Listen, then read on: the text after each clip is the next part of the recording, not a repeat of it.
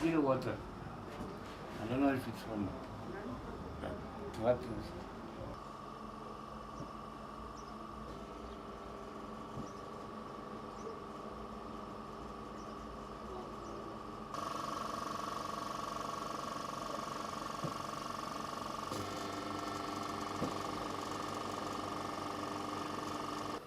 And I got this problem with they call it the sickness of mine, emphysema.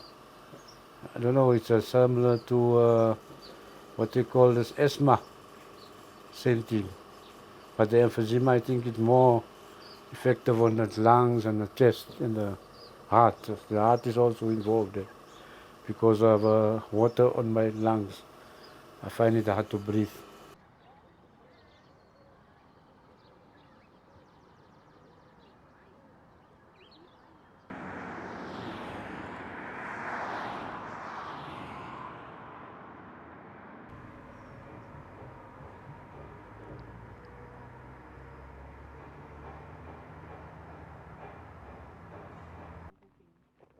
And as a result, the bridge is collapsing. Now, the pipes have now been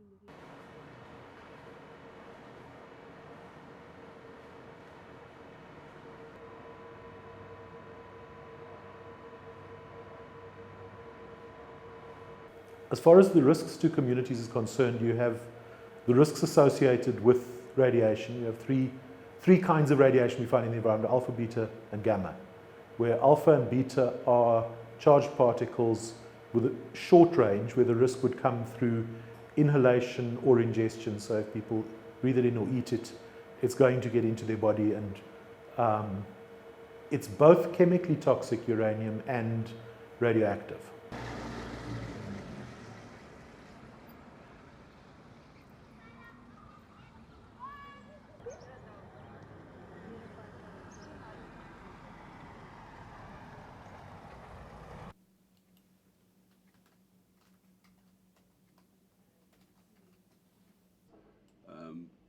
Of course affected by the mine water. And then over here we have with acid mine drainage is that the ecology is highly impacted. You see animals dying off, and for kilometers around the mine you don't get any life forms besides maybe certain bacteria in the water. But the problem is then, of course, that people are using the water, and people are exposed to this either directly or indirectly. If you eat, for instance, vegetables that were irrigated by with this water, you'd be exposed to these metals. And those metals at any elevated level would have a detrimental effect on your health. But the metals that are of most concern are the heavy metals, because not only are they radioactive, but also they are endocrine disruptors and they destroy tissues.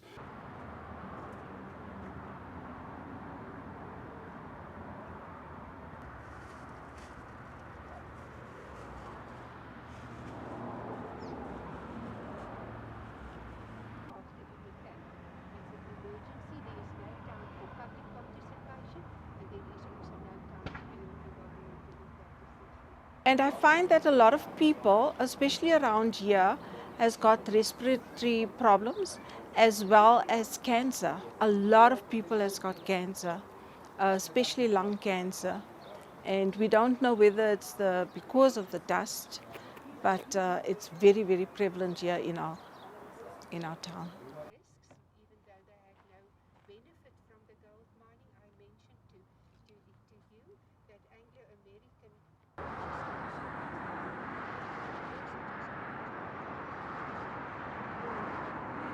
that is where the illegal artisanal miners enter to work underground. What should have been done was to create a pollution control dam that is lined to capture the water. The waste of the gold mining industry contains a wide spectrum of metals. It includes cadmium, cobalt, copper, zinc, arsenic, that is a metalloid, as well as uranium. And it is common cause that radon causes lung cancer amongst mine workers. We also know the risk of the chronic exposure to acid mine drainage that may result in impairment of cognitive function, skin lesions. It may also result in the neural development of the fetus being affected, which may result in mental retardation. Through taking mineral second is the looting that goes to Australia or London Yeah, or yeah, Toronto yeah. from mining companies that take, but they don't compensate fully this wealth. I look at this West Rand, the degradation of the old gold mines, the complete lack of rehabilitation, but particularly the ongoing way the dust, the uranium, the pollution in the water system is adversely affecting people's health. And I think, who wins? We know who loses. You can see in the background, Gehiso, a major township, another informal sector, shacks around. But the winners have been what are sometimes called the Western multinational corporations, or I would call them a WMC. They're also now BRICS, Brazil, Russia, India, China, South Africa. Those five are more and more aggressive.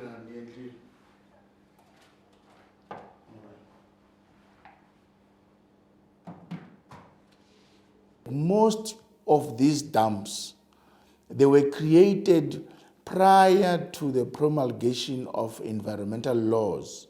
If you remember, this dates back to the gold boom, 1900s, and back then there were no environmental laws that required them to have to put aside rehabilitation guarantees and to carry out concurrent rehabilitation.